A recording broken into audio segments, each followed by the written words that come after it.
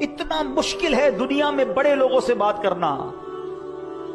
مگر میں بتاتا ہوں جس نے کائنات بنائی ہے اس سے بات کرنا کتنا آسان ہے،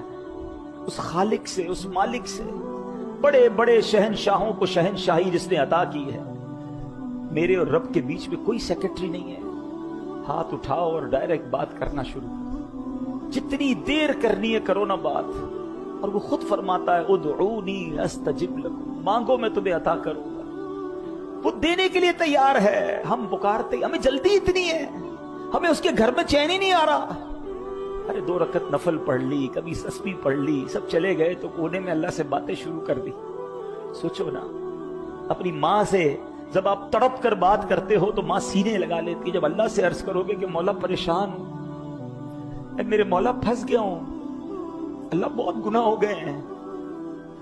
نہیں چھٹ رہے گناہ، مالک کسی طریقے سے بچا لے،